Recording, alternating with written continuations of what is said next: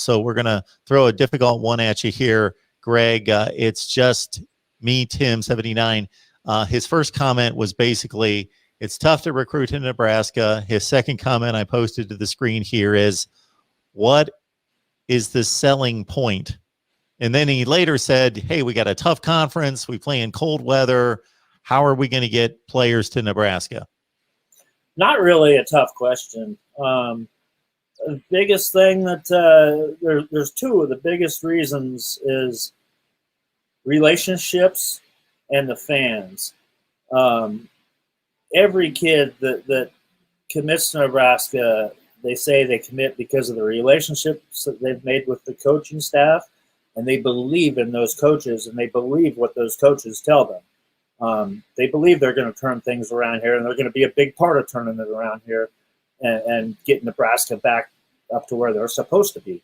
And then it's the fans, the fan base. When kids come here to visit, the fans just treat them like royalty. It blows kids away. It just blows them away. They're not used to that kind of attention. So, yeah, there's two huge selling points right there, which also hinges on one big thing is you got to get these guys on campus when you're recruiting them. The key is getting them on campus, because if you get them here on campus, you've already won half the battle.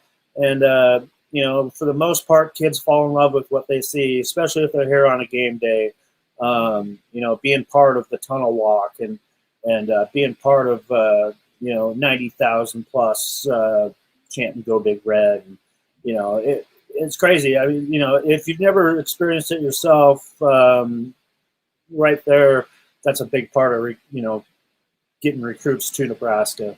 So, yeah, it's not really a tough question, because at the most part, that's what kids are committing here for. Also they want to play some football, and they've got some good tutelage under a lot of guys that played in the NFL. Because we all know that's almost every player's goal is to make it to the NFL someday.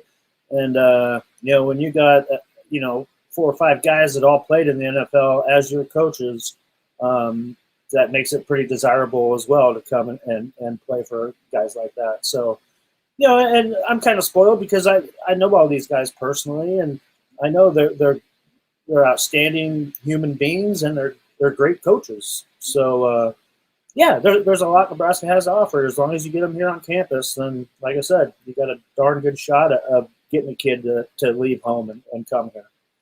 Yeah, I think fans and some media overestimate the programs that win the 10 and 11 and 12 games a year, just being able to walk in any living room and just say, we've got all these fancy facilities and that's all there is to it. But these student athletes are leaving home for the first time in their lives. They're making the most important decision of their lives, and they themselves, plus especially their parents, want them in good hands. And with somebody that is going to be looking out for them, going to be a mentor or a second father to them of sorts, the head coach and the position coach in particular, and somebody they can trust. They're only 18 years old, and they're leaving home, traveling hundreds and thousands of miles away. And so we just watch the games on TV and figure, it's all about, championships and money and facilities and all of that. And all that's great. But those relationships are huge. Yeah. I've been covering recruiting for 20 years, and that's the main thing. I mean, there's not a lot of those kids left around anymore that commit to a school. They commit to a coaching staff. There's still kids like that grow up in that state that dreamed about playing there their whole life. They're going to commit, like guys from Nebraska, like a Garrett Nelson. A kid like that. He's always been a Husker since he was a little baby, and before he even knew what Husker football was. So those guys, you're going to get those guys that always commit, that are going to commit to a school. But yeah, for most part, kids commit to a coach because they believe in that coach.